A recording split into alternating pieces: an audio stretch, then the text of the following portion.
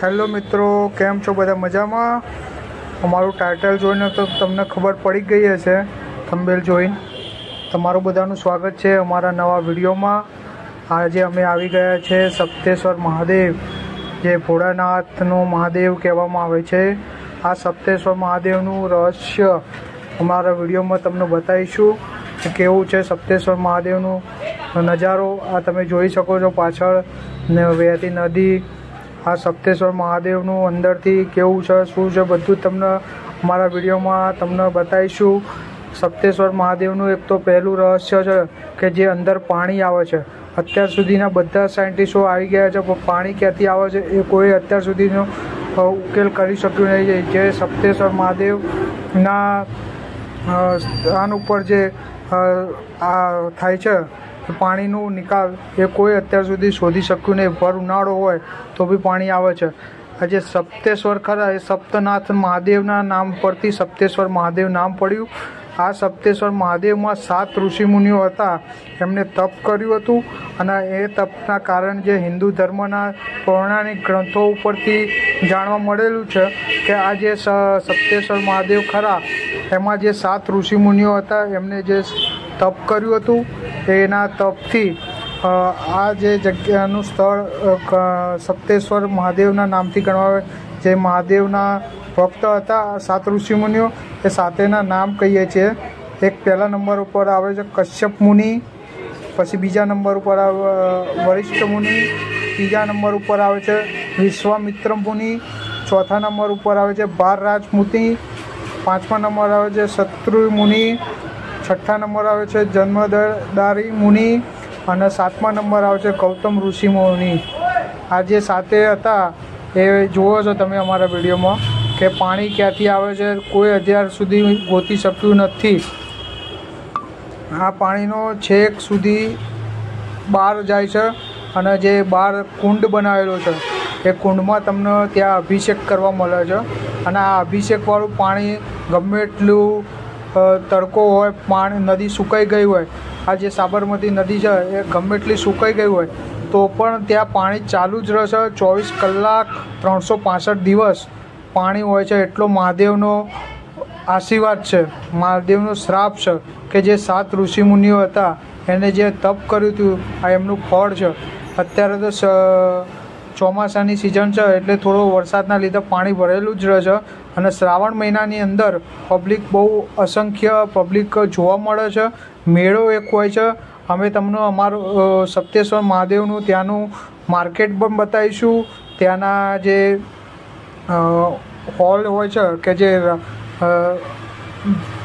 ધર્મશાળા હોય છે તો ધર્મશાળાનો પણ એક નજારો બતાવીશું, તથા જે ત્યાં ટ્રસ્ટનો પણ નજારો બતાવીશું. ટ્રસ્ટના જે માણસો છે ત્યાં એમના જોડે પણ તમને અમે રૂબરૂ વાતચીત કરાવીશું, એમનું રહસ્ય બતાવીશું. અત્યાર સુધીમાં જે 2024નું લેટેસ્ટ છે ત્યાં બની ગયેલું છે. આ નવું બધું સપ્તેશ્વર મહાદેવનું મંદિરના જે જગ્યા છે એ આખી બનેલી. નવા 2 કુંડ બને, પહેલાં એક જ કુંડ હતો, અત્યારે 2 કુંડ બની ગયા છે. તો સપ્તેશ્વર મહાદેવના બધા 2 બનેલા કુંડો તમે અમારા વિડીયોમાં જોઈ શકો છો. હવે અમને થોડી ગોટા ખાવાની ઈચ્છા થઈ છે તો અમે ગોટા ખાવા જઈએ છીએ, કેમ કે અહીંયા આવીએ ગોટા ના ખાઈએ તો ના ચાલુ થાય. આ આપણા અમદાવાદથી જોઈ શકો છો, અમારા છોટું પણ ગોટા ખાય છે જ. સરસ એવા ગોટા હોય છે અહીંયા, તમે એક વખત ટેસ્ટ કરી શકો છો. આ બંને ગણપતિ દાદાનું મંદિર હોય છે અને હનુમાન દાદાનું મંદિર હોય છે જ્યારે તમે નીચે આવો ત્યારે. પછી આગળની સાઈડ જઈએ તો પૂરું માર્કેટ હોય છે, જે માર્કેટ તમે જોઈ શકો છો. અત્યારે શું કે ભોલેનાથ નાસ્તા હાઉસ હોય છે, દરેક જગ્યાએ નાસ્તા હાઉસ, પાર્કિંગ પણ હોય છે. જો સામેની સાઈડ પાર્કિંગ છે, પાર્કિંગ એ સારું એવું મોટું વિશાળ છે. અમે સીડી ચડી અને તમને ટ્રસ્ટ અને ધર્મશાળા બાજુ લઈ જઈએ છીએ કે જે અમારી સસ્તી સારી એવી ધર્મશાળા એકદમ ચોખ્ખાઈ ભરેલી હોય છે, એ પણ તમને નજારો બતાવીએ છીએ. અને જે અહીંયાના સંત જે છે જે સપ્તેશ્વર મહાદેવના, એમના જોડે પણ અમને તમને વાર્તાચીતો કરી અને એમનું રહસ્ય બતાવીએ. બીજું અત્યારે એક જાણવા મળેલું છે કે હનુમાન દાદાનું એક નવું મંદિર બન્યું છે, એમની સ્થાપના પણ થઈ ગઈ છે. એ પણ અમારા વિડીયોમાં તમને બતાવીશું.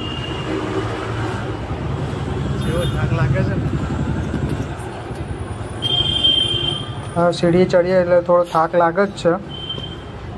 આજે લખેલું છે સપ્તેશ્વર મહાદેવ તપોભૂમિ નો ટ્રસ્ટ. આ તમે વાતાવરણ આખું જોઈ શકો છો, ઉપરથી નજારો.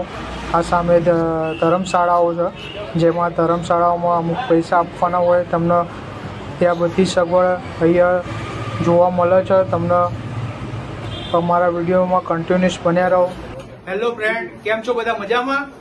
આજે અમે આવી ગયા છે સપ્તેશ્વર મહાદેવ, જેમાં ટ્રસ્ટમાં દરેકને તમને અમે યુટ્યુબના માધ્યમથી અમારા જે સપ્તેશ્વરનું આખું રહસ્ય છે, એનું ટ્રસ્ટ છે, ટ્રસ્ટમાં કઈ રીતે કામ કરે છે, બધા ટ્રસ્ટીઓ જોડે અમને વાતચીત કરાવીશું, એમનો અભ્યાસ બતાવીશું. આ સપ્તેશ્વરની માહિતી તમને પૂરી અમે આપીશું. તો અમારા વિડીયો કન્ટિન્યુઅસ જુઓ, લાઈક કરો, શેર કરો, સબસ્ક્રાઈબ કરો અને કોમેન્ટ કરો. Thank you so much. Sapteshwar Mahadev કી જય. આ સપ્તેશ્વર મહાદેવ તપોભૂમિ છે. મારું નામ દશરથદાસ મહારાજ. સપ્તેશ્વર મહાદેવ ગાદીપતિ હનુમાનજી મંદિર નવું બનાવ્યું સપ્તેશ્વરમાં. આ ઋષિ મુનિઓનો મહિમા ખૂબ છે. 3,500 વર્ષ પહેલા સપ્તેશ્વરની અંદર ઋષિ મુનિએ ખૂબ તપસ્યા કરેલી અને 7 ધારાઓ એક ઋષિએ એક ધારા તપના પરથી પ્રગટ કરેલી. અને આ મહિમા આ રીતે ઋષિ મુનિઓનો બહુ ખૂબ મોટો મહિમા છે અને આ ધામ તરીકે પ્રખ્યાત છે. આ ઈડર તાલુકાના આરસોડિયા ગામના સપ્તેશ્વર ધામ આરસોડિયા ગામ. મારું નામ પટેલ ગણેશભાઈ કેશરભાઈ, સુંદરપુર તાલુકો ઈડર નો વતની છું અને હું અહીંયા સપ્તેશ્વર ધામની અંદર સેવાના કાર્યમાં કાયમ માટે આવું છું. અહીંયા આ તપોભૂમિ લગભગ ઈસવીસન પૂર્વે 3400 વર્ષ પુરાણું છે. અહીંયા 7 ઋષિઓએ પહેલાના જમાનામાં તપ કરેલું અને ત્યાં સ્વયંભૂ શિવલિંગ પેદા થયેલા અને 7 સપ્તધારા પણ પેદા કરેલી. એ ઋષિઓના નામ છે અત્રિ, વશિષ્ઠ, વિશ્વામિત્ર, ભારદ્વાજ, જમદગ્નિ, ગૌતમ. આ 7 ઋષિઓ હતા. આ ધામની અંદર દરેક યાત્રાળુઓ પોતાની ભાવના અથવા પોતાની શ્રદ્ધાઓ લઈ અને આવે છે અને એમની શ્રદ્ધા સપ્તેશ્વર દાદા પૂર્ણ કરે. અહીંયા મારી બાજુમાં બેઠા છે અમારા દશરથ સ્વામી મહારાજ, કે જે અહીંયા હમણાં ગત વર્ષે જ આપણે તેનું હમણાં થોડો ટાઈમ થયો કે જે મંદિરનો આપણે પ્રતિષ્ઠા મહોત્સવ ઉજવ્યો. એવા હનુમાન દાદાનો પણ અહીંયા મંદિર આવેલું છે. ભાવિક ભક્તો હનુમાનજી મંદિરમાં પણ આવે છે. વિશેષ વિગત તમારા મહારાજ આપશે. આ સપ્તેશ્વરની ભોજન કક્ષા છે. ભોજનનો પ્રસાદ અહીંયાથી જ લેવાનો આવે છે.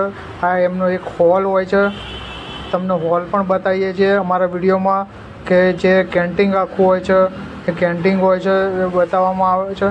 ત્યાં જમવાનું જે પણ હોય એના તરફથી હોય છે, એના દાતાઓ રોજે રોજ હોય છે. આ અમે એક નવું મંદિર જે પાછળ છે મહાદેવનું, બીજું જે મૂળ સ્થાન કહેવાય, એ સ્થાન ઉપર તમને લઈ જઈએ છીએ સીડીઓ ચડીને.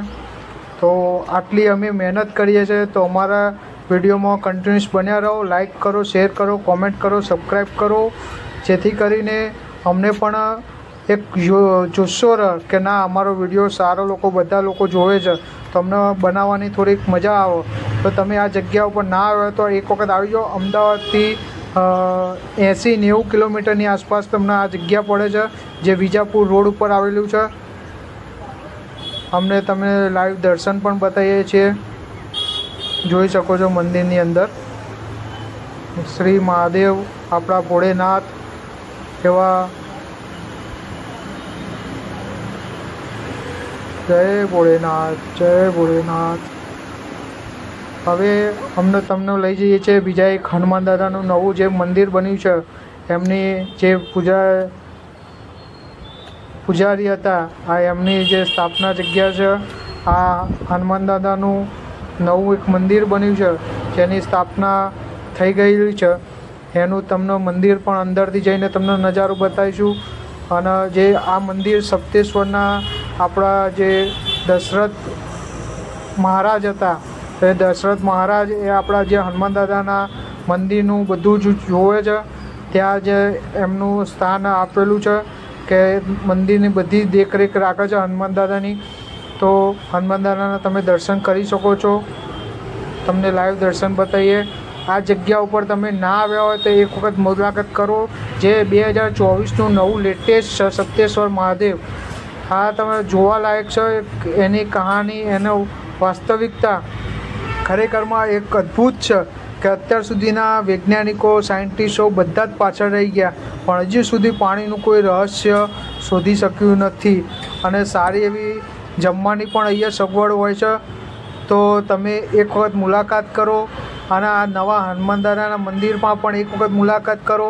જો તમે સપ્તેશ્વર મહાદેવ આવ્યા હોય તો આ મુલાકાત કર્યા વગર ના ચાલો. અમારી યુટ્યુબ ચેનલને લાઈક કરો.